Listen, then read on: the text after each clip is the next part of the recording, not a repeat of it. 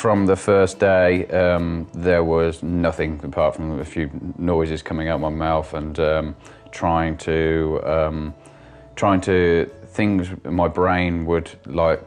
to actually say, I'm going to tell you this, but nothing would come out of my mouth at all. Then per day and per week that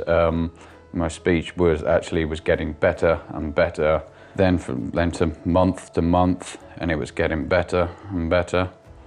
And then still now from year to year, I think it's getting better. People say that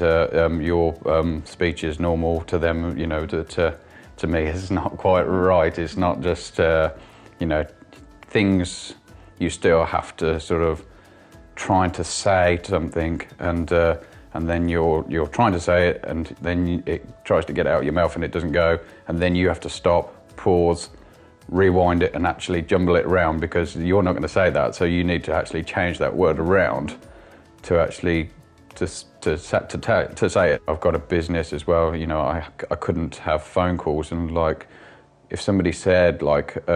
it's not just speaking, it's listening as well. You know, and literally on the phone, and like if somebody told me a number, I would literally, they would have to tell me like, and you know, and I'd have to write it down, and then I'd have to like to say it again, and so yeah, to read a page, then I can do it, but it will be so hard, and you know, and I get sort of like angry because of like, and almost just like it makes me tired to actually to do it. If I've never said this word, if I've never said it before since the stroke, then I won't be able to say it at all. And then and then you'll try and tell me it, like, and try and then if you tell me it, and then I can actually once I could say it, yes, then I can say it all the time. Yes. It's like it's almost just locks into here, and oh yeah, we'll tick that one, and yes, yeah. Sometimes when I'm trying to jumble up in my brain to actually say something, and then I always like almost in my brain have to write it down, and then sort of then like and actually before actually just to say it before I could actually say it. Once I start rushing around and try and stress, to then my speech gets worse, and but now I just like I want to go and have a chat, and you know, and I think it's because it helps as well, you know, and yeah, so and you know, and being nice to people, and then you have a good conversation back, and it's quite nice. Yeah, they did say that it will